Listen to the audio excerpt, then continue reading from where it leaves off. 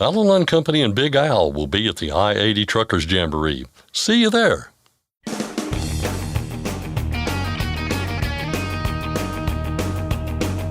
OOIDA, representing America's truckers since 1973, presents Landline Now with your host, Scott Thompson.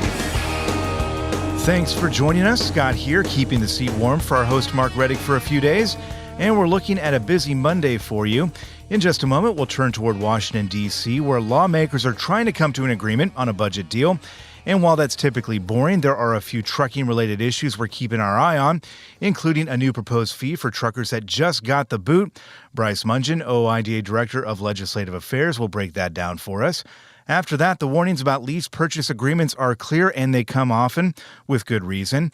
But if you need another warning, Tom Crowley and Aaron Lynch of OIDA's Compliance Department will comply. Then there are times when you might just park your truck for any number of reasons, and in your bid to save money, you might think about pausing your truck insurance. But Trina Skywalker and Lisa Watsky of OIDA's Truck Insurance Department say don't do that, but they do have some suggestions for saving some money. And finally, seen a USB sitting around in a public place lately and thought about picking it up? Ever connect to public Wi-Fi at a truck stop or restaurant or anywhere else? You could be setting yourself up for a cybersecurity nightmare. Jason Lutz and Aaron Phillips of OIDA's IT department stopped by with some useful tips for keeping the cyber criminals at bay. So lots of show ahead of us today. But first, we turn to Washington, D.C. We have been keeping our eye on the reconciliation process on Capitol Hill because folded in are a number of issues that could end up having an effect on you and your livelihoods. So let's plug into Washington, D.C. right now by connecting with Bryce Mungen. Bryce is OIDA's Director of Legislative Affairs, and he joins us on the line now. Bryce, thanks for joining us. Yes, absolutely. Thank you for having me. So the Senate is hard at work here trying to, square the circle on all the elements that go into crafting the budget here. We are not going to get into the weeds on just what that process looks like because I can hear people's eyes kind of glazing over as I say that. But again, there are some trucking-related provisions in the mix here, and some good news, it looks like, coming out of the Commerce Committee over a provision that would have tacked on a $100 fee for motor carriers. What can you tell us? Yes. So for folks who have been listening and following along, the House Transportation and Infrastructure Committee included this motor carrier safety selection standard in their reconciliation package. And like you said, it would have set up this system, basically gives a green light or red light for carriers to operate. And what it would say is brokers who use this system to check whether a carrier is good to go provides them liability protection. In theory, maybe not a terrible idea, but what they did with this is that as we've said before, is they would have tacked on a $100 fee to access this. So carriers, to figure out whether you've got that red light or green light, would have had to pay $100 a year, basically to provide liability protection to brokers. So good news is that the Senate Commerce Committee did not include this provision in their version of the reconciliation package. So House included it, passed it. Senate has not left it in there. So we'll see where this goes. The Senate still has much, much, much bigger issues to iron out. Again, this reconciliation process is the broader tax reform process that Republicans are working on. So this is certainly not an issue that's getting the headlines, the major national headlines, but for us, it's something we're tracking closely. So they still have a lot of other negotiating to work through to figure out what the final product will look like. But from our perspective, it is very good that this provision is not in their version of the bill. So it's out.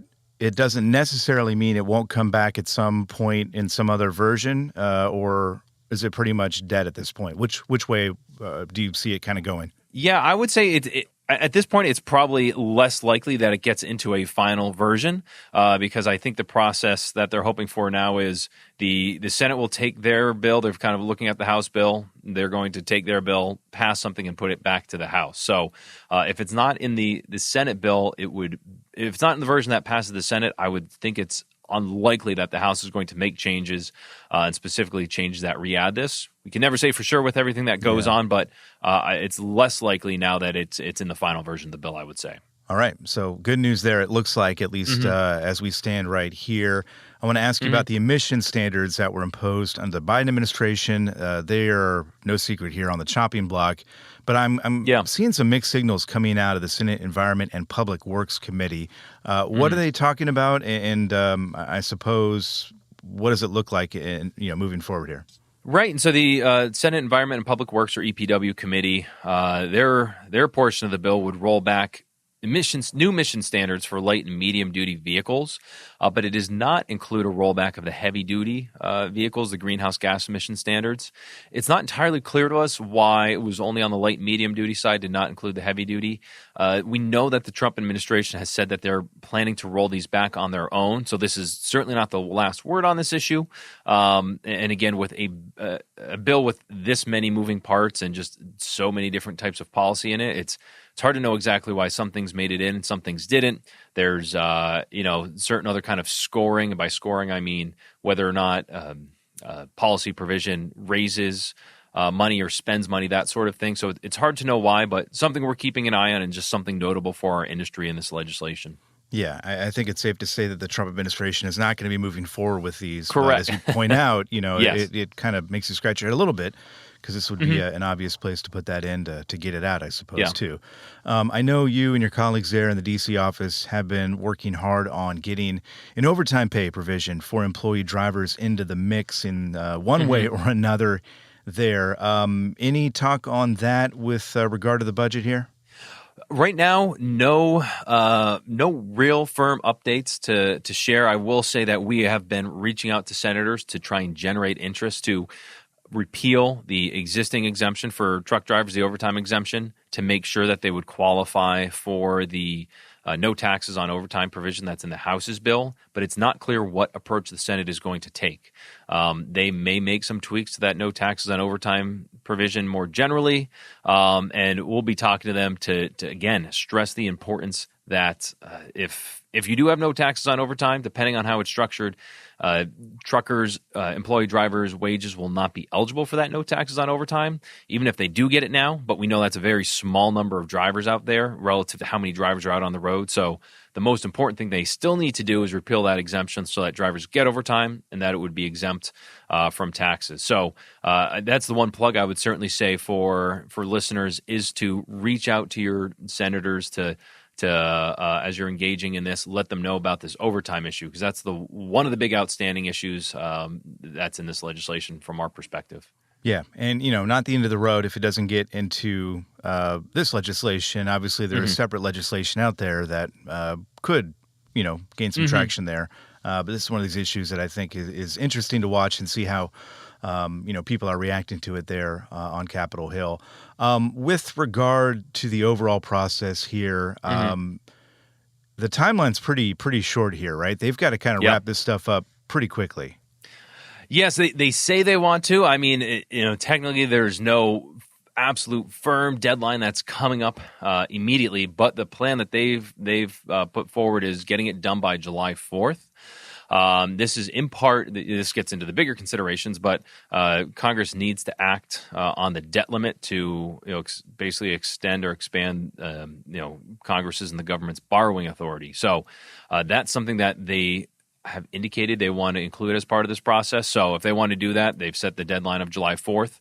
That means they've got to get some big picture things figured out this week, and that kind of gets into the other bigger tax proposals, like I'm sure people have heard about state and local tax deductions, changes to healthcare policies, all that sort of stuff. So they've got their work cut out for them. Yes, we are all watching from afar to see how they, square this circle, because there's a lot of, it seems like a lot of differences there going on, and very vocal as well about those differences. So we'll see how it plays out. Bryce Mungin of OIDA's Washington, D.C. office, we appreciate your time. Absolutely. Thank you, Scott. Coming up next, we'll dive into the cautionary tale of lease purchase agreements. Despite the repeated warnings, too many people are jumping into bad deals and paying a price. Tom Crowley and Aaron Lynch are up next with those stories. Landline Now is back right after this. Penske is the trusted source for quality used trucks. Whether you search our website, call our sales staff, or bid at our online auction, you are sure to find the right used truck for your business. Visit PenskeUsedTrucks.com to view our inventory and learn more. High heat and low lubricity can break your diesel fuel down fast. Summer driving means crowded roads, more stress, dust, and a bigger risk of costly engine damage. Howe's Diesel Defender protects from the inside out, cleaning, lubricating, and fighting injector wear. Visit Howe'sProducts.com. With rising costs affecting everyone, switching to a genuine Vibertech TVD viscous damper can help you avoid expensive repairs and downtime. Save money and keep your truck running smooth with Vibertech TVD. Recommended replacement at 500,000 miles or 15,000 hours.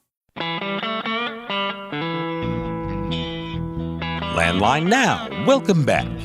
Truckers continue to get caught in a situation that we've warned you about many times on this program, and that is getting into a lease purchase program with a motor carrier. The fact is, the vast majority of truckers who do that end up failing, and in some cases, with their finances and credit in tatters. Here to discuss some of the latest concerns about that and more from truck drivers are Tom Crowley and Aaron Lynch of OOIDA's Compliance Department. Guys, thanks for joining me. Thanks for having us, Mark. Thanks as always, Mark. Glad to be here. I know we've talked about it so many times before, but I'm wondering if you could just very, very briefly review how these lease purchases work and why OOIDA keeps telling people don't get into them. Well, basically you have a carrier, a motor carrier, who in many cases takes their older, worn-out equipment and wants to sell it to the drivers on a lease purchase basis. And I say sell it very loosely, but it's a lease to own type of situation where the first part is true. You do lease or rent the equipment, but the own part, not so much. I mean, I'm not going to say nobody's completed one of these programs, but not many people complete it. And you know, when you are honest, when you sit down and look at the numbers, there's just not enough money in it to pay $700, $800, $900 a week for the truck, plus all the expenses that go with the truck, and have anything at all left to, you know, keep your home expenses paid. I mean, eat. Or eat in many cases. Yeah. And I know the big concern right now is truckers who say that they're losing money on these lease purchases, that basically they're not only not making money, they're actually losing. How is this happening? Well, you know, the freight rates are crap right now. Everybody's aware of that. And with freight rates that are crap and carriers that are looking to supplement their revenue, you know, based on the fact that they're not making money off the freight, but they make it off the backs of the drivers, the owner-operators, and the fact that, you know, these lease purchases, I mean, when you take a piece of equipment and you rent it or lease it to a driver, and the driver pays all the bills on it, you know, and this is a driver that otherwise would be a company driver. You know, they're operating at the carrier's hest. You know, the carrier tells them where to go, what to pick up, what to do, when to get the truck worked on. I mean, they have no control over this truck, but they're paying all the bills on it. And at the end of the day, there's just not enough money for the carrier's bills, the truck's bills, and the driver's bills. It just doesn't work out. The math just doesn't work out. Yeah, the math doesn't math, and keep in mind, you're subject to the carrier giving loads. A lot of these contracts that come across our desks, you can't go lease onto another carrier. That truck has to stay there. Sometimes they provide the option, but it has to be approved. More often than not, it's probably not going to be approved. That's just language in the contract to make you feel better about the purchase. Even when you expand out some of these, I've seen contracts where it says this is going to be $160,000. But when you add up the payments over the 5-year lease, it's $210,000. For a truck that maybe might be $50,000 if it were on the open market. Sometimes. Oh, yeah, and Tom's not wrong. I mean, there are older trucks that are, even newer ones are being utilized as well like that. But in our experience, what we've seen, lease purchases are designed to make the carrier money. Get 2 or 3 drivers in and out of those trucks somehow, some way before the contract ends. Get that truck paid off. That way that truck becomes a generator of revenue for them. Yeah. And many times, the motor carrier doesn't own the equipment. They lease the equipment to start with. They lease it from a leasing company, and then they supposedly lease purchase it to an individual. So it wasn't even the motor carriers to start with. It was leased, yet the motor carriers generating massive revenue, not just by the freight, but off the backs of the guy driving it or the gal driving it. Looking at people that are already in this situation, and there's a lot of them, is there any advice we can give people who have gotten into this position in terms of what they ought to do? Or bluntly, are they just screwed because they got into it in the first place? Well, I hate to say everybody's in the same situation because they're not. But if you're in this type of situation and you're living, at one advance to the next, every week you're getting an advance. You're always on advances. You're always in the hole, and you can run not in the hole right up until the time that the truck breaks down, and then you're down for 2 weeks and you'll never get out of that hole. If that's the situation, it's best to stop, take a look at your situation, be honest with yourself, and if it's something that's not you can't live out, bail now. Don't bail 2 years down the road when you've got your heart, your soul, and everything in this truck just to lose it then. Yeah. Now, for folks that are being offered this, what advice do we give them? Read your contract, send it in, we'll look at it. Don't do it. Yeah. There's the one I was kind of expecting is just don't do it. Just don't do it. I mean, if I was an owner operator myself, several trucks. To own a truck, you get with your bank, you finance the truck, you have control of the truck. You can take it to a carrier. If things go bad there, you go to a different carrier, whatever. You have control. But when somebody else controls whether you're going to succeed or fail, you're probably going to fail because it's in their best interest. Yeah, many people say don't shit where you eat. Buying the truck and going ahead and working for the same company is mixing both of those.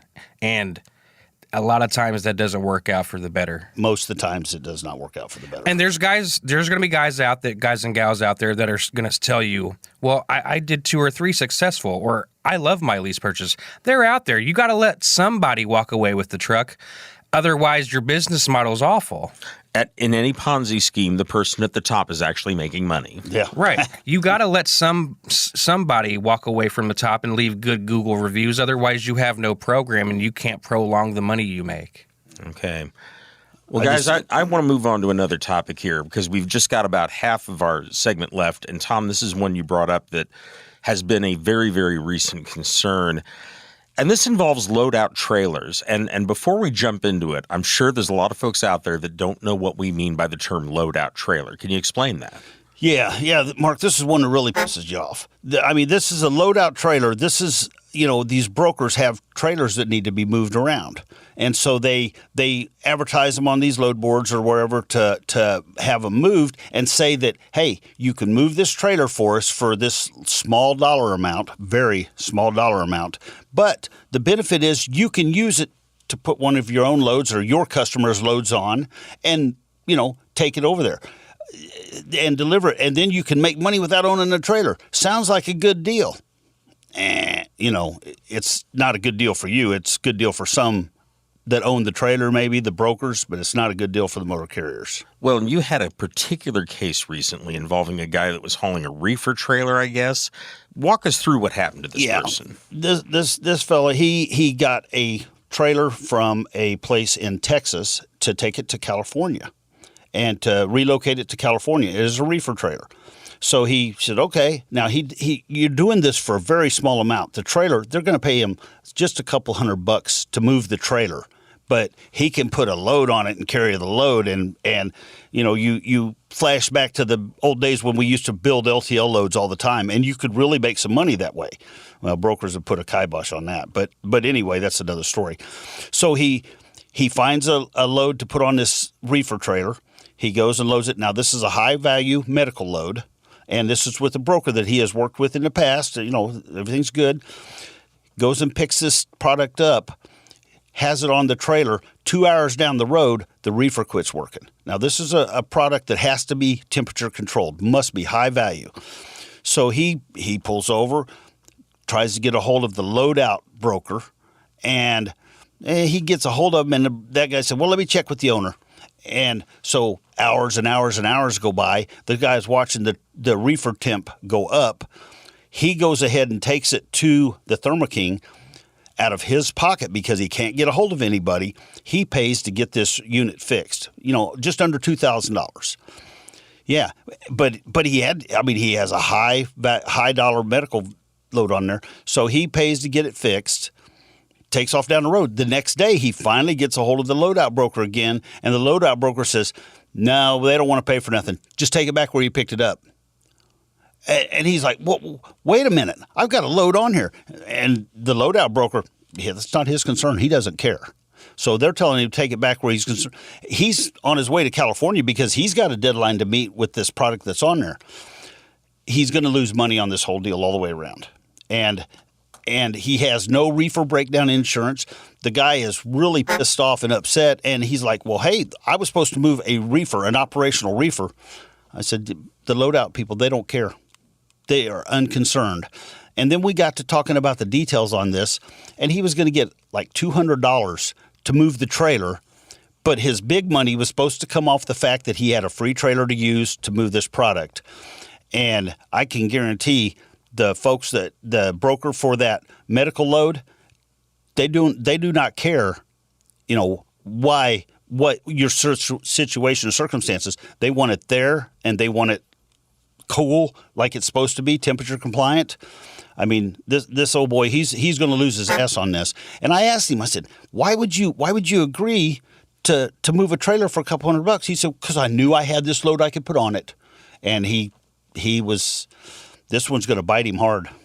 Well, and if he wasn't able to keep that temperature where it ought to be during the entire time he's got the load, you're talking about a high-value load, you could end up with a major claim on your cargo insurance. Absolutely. And, he has no reefer breakdown insurance on this trailer because it's not his trailer.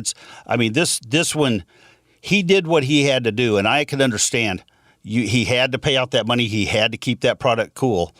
But people don't realize they think they're going to make a little money here or there. Or they found a way to do it.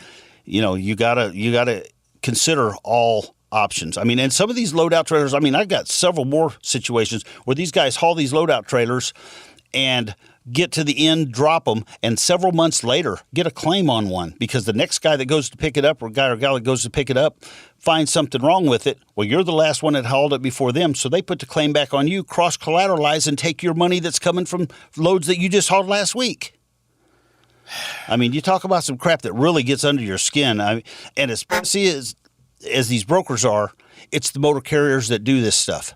The brokers wouldn't keep putting these loads out there if somebody wasn't taking them. Yeah, and this guy, I'm not aware of who Tom's referring to, but most generally they've done this before. He's probably done this 80 times in the past, and it's worked out fine. But this one time, it's going to come back to bite him, and there's going to be a claim filed because the temperature, went awry. Yeah. Yeah, it's something you don't want to fool with. And that's the real advice on this. And I think also with our earlier topic on the lease purchase is there are some things in this business you just shouldn't do. Yeah. And, taking stuff cheap, somebody else making a boatload of money off of your back when you're taking a loss or taking it, no, that's not going to happen. If you can't get a reasonable rate for a piece of equipment or for a move, walk by that, pass that by. Just don't be a part of it. Yeah, absolutely. Well, guys, I think we're out of time here. Obviously, we could talk a lot more about this. We have other topics we could discuss. But in the meanwhile, I want to thank you very much for all the information. And hopefully we have explained some situations to some people and maybe helped them make the decision to avoid them. Hopefully, Marks. Okay. Thanks as always, Mark.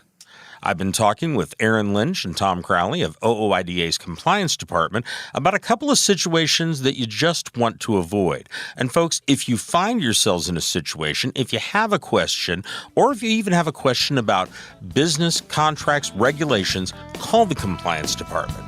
You can reach them at the main number at OOIDA, 816-229-5791. I'm Mark Reddick, and this is Landline Now. At Truck Stop, we've built a better load board for carriers like you. Sign up today and access over 600,000 loads on the most trusted online load board. Learn why the best in the business rely on Truck Stop to make more money and start driving your profit today. Are you tired of the IRS following you around like a dark cloud? Call 888-557-4020 and get your life back. Firestone's FD694 drive tire for long haul and regional applications now delivers 126,000 more removal miles than the Yokohama TY517 MC2. Contact your Firestone commercial dealer to learn more. Landline now. Welcome back. Like tires, fuel, and an engine, insurance is one of those things you just have to have for your truck. But not all insurance is created equal. Ashley Blackford is here with the experts from OOIDA's Truck Insurance Department to answer some questions. Thanks, Mark, and hello to Trina Skywalker and Lisa Waskey with OOIDA's Insurance Department. How are you doing today, ladies? Fantastic, Ashley. Great. Thank you. Wonderful. Today we are talking about what you say is a very popular topic, and that is pausing truck insurance. I'm curious, why would someone want to pause their coverage? Well, usually they just don't. They don't want to cancel it because they don't necessarily know what comes with a cancellation, or it's temporary. It's in their mind when they're asking the question, it's a way to keep your policy and not pay for it. Sometimes people are taking a vacation. Maybe it's summertime, or they're traveling home for a few weeks, and I think those are the most common reasons that people call and ask about that. Could be, if their truck's broke down and they know, it's going to take a month to get it up and going. They think there's no reason to carry the insurance. Right. Now, I assume, like you said, multiple reasons, but really it comes down to wanting to save money, right? Pretty much, yeah. Now, is it possible? Can you pause your insurance? No. Okay. I mean, end of segment. Yeah, we're done now. I don't know if there are companies out there that would allow it. I'm guessing not, because essentially you're keeping a policy in force when there's no payment. So if something were to happen, catastrophic, and maybe it's just a windstorm or something of that nature, not necessarily liability to the public, and that could be it too. If your equipment gets stolen or maybe it's damage to the equipment. But if we were to keep a policy, we would still be obligated to pay out on a claim. I mean, I guess you could try to write an exclusion in there where it's like, hey, if you pause it, we're not covering, but anything can be fought in court. Yeah, especially court of law. Mm-hmm. Okay. What are some things to keep in mind if someone does call and they say, hey, I want to pause my insurance? I guess what is your response to them when people do call in and ask that? I mean, typically we say no. Obviously we can't very pause nicely. It. Yeah, very nicely. Of course. We say no, we can't. We just don't have a way of doing it. Talk to them about their policy and what it covers and why they should keep it. So they could possibly delete some coverages. I was just going to say. That aren't, needed while it's parked, like a breakdown, or gap. Well, no, gap they'd want to keep. Sorry. I'm jumping the gun. They definitely want to keep that, so. We have, and I think a lot of times, too, it's people with their authority. Yeah. And they don't want FMCSA to get a notice of cancellation, which is perfectly reasonable, because then you get these letters from them that's like, hey, we're going to get you. Yeah, and then they don't say that, but but they're going to inactivate your authority, exactly. It's a whole process. So like Lisa said, sometimes we'll offer to take off cargo, because you don't have to have cargo if the truck's not running. Optional coverages. Yeah. We can offer to knock the rate down as much as possible while it's parked. Raise their deductible if they wanted to, but right. So. Or cancel it. I mean, it's really one of those two things. Yeah. What are some of the things you do say, if someone's like, okay, well then I'll cancel it. What are some things that people should keep in mind if that's the route they're going to go? Well, if they have a loan on the truck, their finance company is not going to be happy. I mean, they want you to protect that truck 24/7, even though it's parked and you're not using it. Like Trina said, if there's something catastrophic, fires, all the wildfires that are happening right now, that happens, you're out and they're out money. If they see that or get a notice of cancellation, they might force place insurance. Which is the bigger problem. That's exactly what was going on in my head while you were talking about it. I'm like, they'll put their coverage on it, and it's junk. And it's triple the price of what you can get from most people. Okay. You guys are kind of like the glass half empty. Like you always have to think of like worst case scenario, don't you? Well, yeah, you do. Yeah. I mean, you see enough claims, you see enough situations or hear of them. You know, we don't always see them here, but sometimes you're just going through a quote on the phone and you hear of these horror stories and things that have happened. And, you know, we don't try to be glass half empty, but we also want them to think about like, here's potentially what could happen. And so like, how do you want to be proactive now so you're not stuck with a junky policy later or, you know, revoked authority. And after that, it's their choice. Yeah. And we support that choice, Yeah. you know. But give them all the detail and then let them choose. I assume a lot of people probably aren't thinking, you know, they're thinking, you know, my truck's broke down, it's going to be in the shop, like what could go wrong? Sure. And then in come you guys to say what could go wrong because like you said, you've heard it, you've seen it. Right.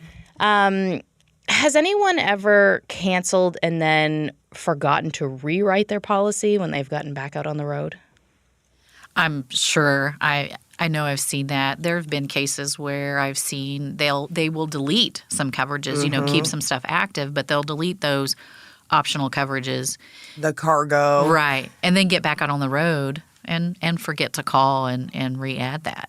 You know, so and that could be bad. I mean, Yeah. sorry for lack of a better word. No, it's really the best way to sum it up because otherwise we're going to go into a very long spiel about cargo loss and cleanup and towing and how you could be out $200,000. Yeah. Right. Yep.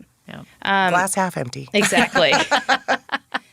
You both have mentioned a few things, you know, that you could take away. But if someone is in a tight situation, they're looking for ways to save, say they are going on vacation for a couple of months or they're going to be out of the truck, what are some of the things, some tips that you have that they could save a few dollars? Well, like we were saying before, you can delete some coverages. It's a good opportunity to really dig into the policy and see, you know, are you leased onto a company? Do they happen to have bobtail also? Because we've seen that happen. Turns out they're paying for the coverage through us and the motor carrier. Lisa talked about gap insurance, and honestly, we do have folks who forget to remove that once the loan is paid off. And so it's kind of an aha moment for them, like, oh, no, I don't need that anymore. You know, and so that's some of the things we recommend, and that's what we'll discuss when they call in. Do they have a state? We don't offer this, but other companies offer a stated value type of policy for physical damage. So it's an opportunity to look at that. Do you have an old truck and still have $100,000 on it? Because that's another thing with stated limit, and that's why we don't do them. A lot of people forget to call in and adjust them. You know, even though they bought the truck 10 years ago, it's probably still not valued at that same purchase price. Right. Kind of goes to the importance of knowing, you know, what's covered. Obviously, if they call in, you guys will help, but you're not going through people's policies being like, do they still need this? Do they still need that? Right. When we send out the renewal paperwork, you know, it'll show what they have, and we're hoping that they look at that, and that's not always the case. I mean, I don't always look at my insurance paperwork. Yeah. Some folks are really diligent about it, and Lisa, I mean, it's funny because we will sit here and be like, and you need to do this, and you need to think about that, and maybe, you know, read your policy a little more. And I mean, I've got a stack of mail that probably has 3 things for my insurance company, you know, and I'll look at it at some point. Yes. Yeah. I can honestly say I've never looked at policy wording. I have. Have you? Good for you. For No. 5 minutes before my attention is drawn elsewhere. Because it is a lot, but that's what, you know, OOIDA is here for, that you guys can break it down to make it make sense. Absolutely. Right. Well, and that's funny you say that because you know how much I've read our policy wording? I'm not good about like looking at my insurance paperwork, but man, I can tell you some stuff about our wording. Which is best for the listeners. Yes, exactly. Does it come as a surprise to people when they call and they're like, hey, I want to pause, and you're like, you can't do that? Like, are they quite surprised? I feel like they are. I mean, they just don't understand. They're thinking how can I save money? And that's is the priority. only way they're going. Yeah. Yeah, and I do think that once you start explaining it, they do understand a little better. Kind of going back to the ripple effect of things that could happen. One of the things, if they have their own authority, one of the things we make sure they know is that brokers and shippers do look at how long you've had your authority. And so if they see a break, then they may not feel comfortable loading you. Not that we see that all the time, but there's some folks out there that are very concerned about that aspect. Right. There's several different things. The reinstatement process, and one that Lisa and I know we've both discussed it with customers numerous times over the years, but it's what are your rates going to be like later? And that's a huge factor to consider. Yeah, because if you've been with a company for a long time, you probably are top tier. You have the best rates. And you cancel, most insurance companies are going to consider you brand new again. Right. So you'll lose those breaks. Yeah, you'll have maybe discounts for longevity with no claims.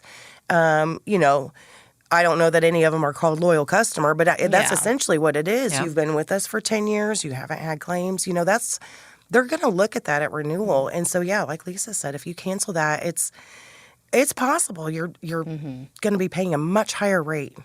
And no matter what, I mean, I know they can be cautious, the people that want to cancel like physical damage that protects the equipment itself. They could say, oh, it's in a gated, locked with cameras and that's great, that they're taking the caution and protection of their equipment, but that's not going to stop somebody from breaking in, stealing it.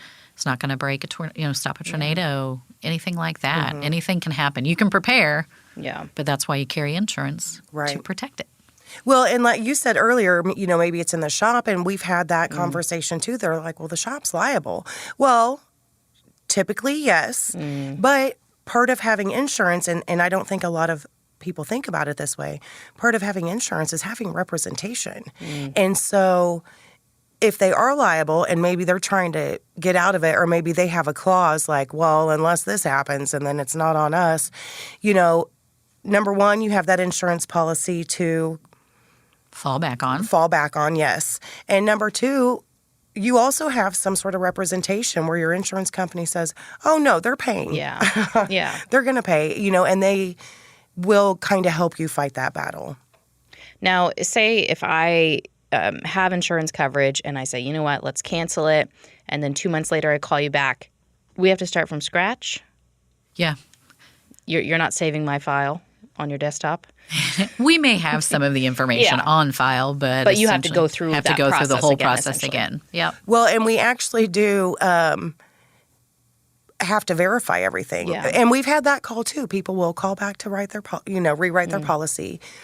And we'll start asking the questions, and they're like, same as before. And we all know how irritating it is to call a company often enough where you're like, you know my name. You know my blood type, actually. We talk all the time. And so I get the frustration from the customer side.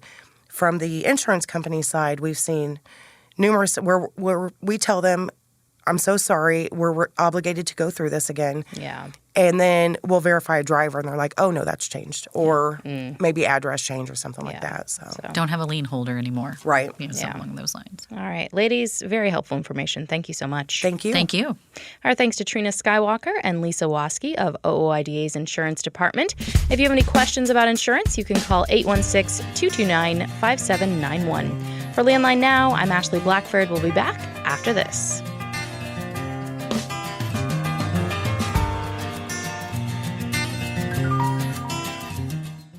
Since you started, what you've loved about trucking is the freedom. Heading out on your favorite route, a good driving song, and thinking about truck insurance. Well, maybe not that last one. That's why we're here. At OOIDA, we have a full range of truck insurance products, expert advice, and great customer service, helping you get the right coverage for your operation. Go to OOIDA.com, because your job is to drive. Our job is to help with everything else. Welcome back. Scott Thompson here, and we're going to wrap things up today with some helpful advice that could keep you out of trouble. Cybersecurity threats seem to be all over the place these days, so we thought we'd do our best to help, and we do that with the help of two guys who keep OOIDA safe. Jason Lutz and Aaron Phillips are members of the association's IT team, and they both join us here in Studio A. Gentlemen, good to see you. Thank you. Thanks for having us. Thanks for being here. So we thought this would be a good time to get you in here because, again, every day it seems like we're reading about a new scam or a cyber threat or something that is targeting a huge number of people out there. You two and your colleagues obviously put together a cybersecurity bulletin for OOIDA, and one of the things you mentioned recently kind of caught my eye. It's something about USB devices, and I think it's interesting. And Aaron, this is kind of a weird one, I think. I think that's safe to say. It applies to something you might see at a truck stop. Can you kind of explain how this kind of plays out? Yeah, so for us here at the association, I was kind of talking about how for us specifically, if you see a USB device out in the parking lot, please don't pick it up and put it in your computer because you don't know where it's been, you don't know what's on it, and it could be designed to deliver some sort of bad payload to basically allow remote access into our network here in the building. But it's like a literal Trojan horse in a way, right? Yeah, quite literally. Yeah. But of course, even if you're not a business, you don't want to do that to your personal computer either. So any sort of USB device out in the wild, just leave it there. It's crazy fine. to think about that, though, because, I mean, if you're a scammer, you're obviously kind of planting these things in places you think people might pick them up, might see them, and decide to do what you said there. Yeah. And that's the idea, right? They load this thing up with whatever virus, and then they take control of your computer. Yeah. Yeah. But the relatively new development in that area is it's not just flash drives anymore. It's now also USB cables. So you might see one and think, hey, free charging cable. Nope. Same rule applies. They can hide viruses in the cables now. They put a little chip in it, modify it, and it's a fully programmable device. And that's something I've seen in news reports about airports specifically, where obviously people are trying to charge their devices. But the same thing would apply to a truck stop, I imagine, as well. Yeah, public charging stations now also can be targeted through the USB ports. So if you have one of those, it's best to use your full wall adapter charging brick. Yeah. That makes sense. So, just do your due diligence. You might think, hey, I'm getting a free flash drive. Or you're actually getting cable. A free ride to Headacheville, I guess, in other words. Something else you might not think about at a truck stop, and Jason, you can chime in here too, and this applies to everybody, not just truck stops, but for me, for you, for anybody listening out there regarding public Wi-Fi. I know I will go out sometimes. I will see some Wi-Fi there and I'll connect to it thinking, hey, I've got some free Wi-Fi. But even doing that, be very careful as well, right? Yes, absolutely. So whenever you're on a free Wi-Fi network, you are out in the open for anyone who is connected to that same network. So if you are on there, someone else can use scanning tools to find everyone else, and then they can start trying to access your device. Once they access your device, it's fair game for them. And that's just the device itself. So if you are accessing, let's say, email, your login and password is transmitted from your device to that server. Well, those scanning tools can actually scan the data that is transmitted back and forth, and they can steal that from you without you ever knowing. That was going to be my question. Do you even know that's going on? No idea. You log into public Wi-Fi and you've just opened up the gates. And if you are so used to doing that, you may never know where it happened.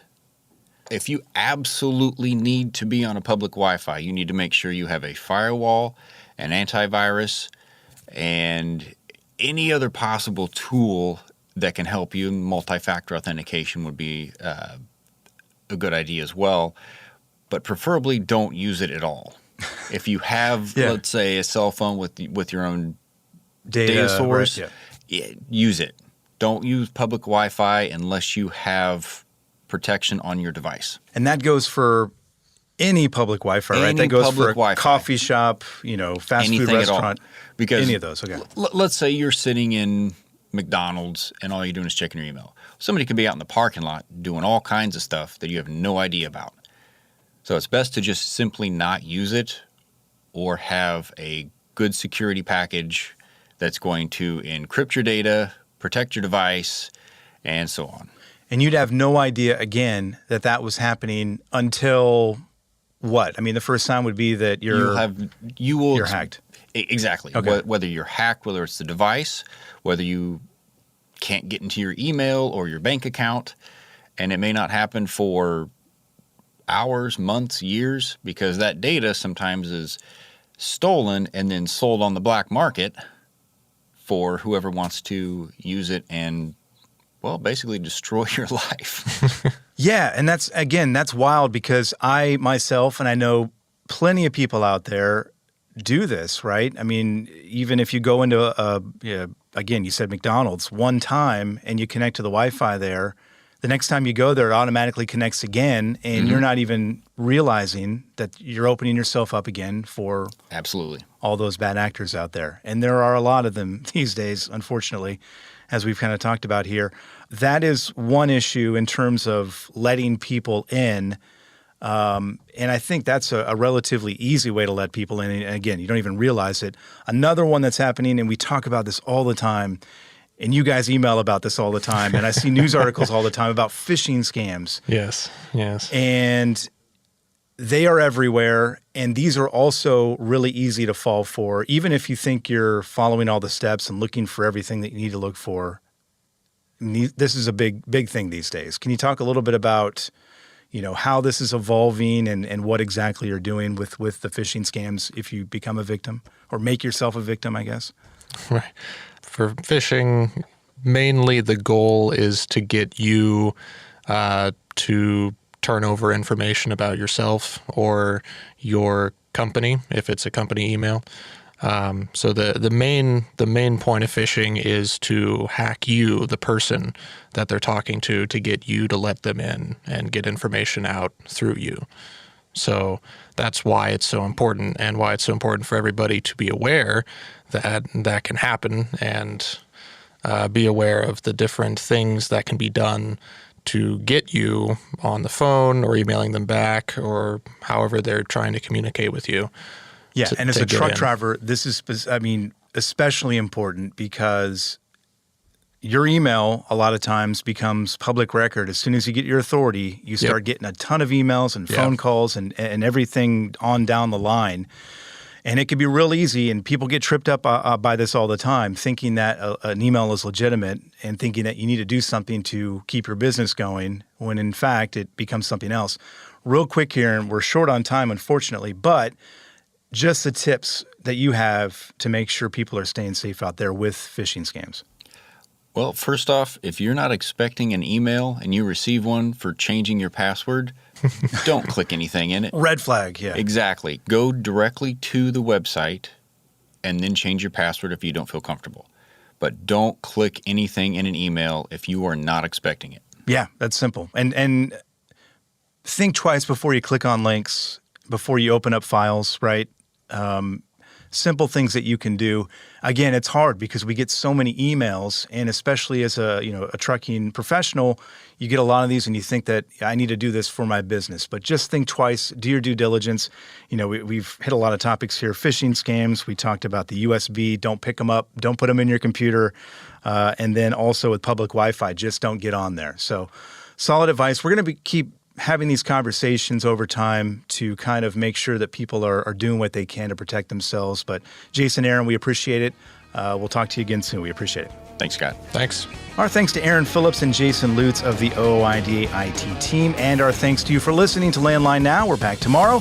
We hope to talk to you then. Thanks for listening. Be sure to like and subscribe. If you want more content, go to landline.media to get updated news, information, and archived editions of our show. Once again, that's landline.media. I'm a dad, a son, a husband, wife, I'm a writer, photographer. I farm. I'm a veteran. I love old cars, fishing, my kids, chrome. And I am a professional truck driver. And together we are OOIDA. OOIDA was founded by truckers to stand up and speak on behalf of truckers. We've done that by combining the individual voices of our members into a single, powerful voice. Protecting your interests, defending your rights. Join us! Make your voice heard. Join OOIDA, the Owner-Operator Independent Drivers Association. Call 1-800-444-5791 or visit OOIDA.com.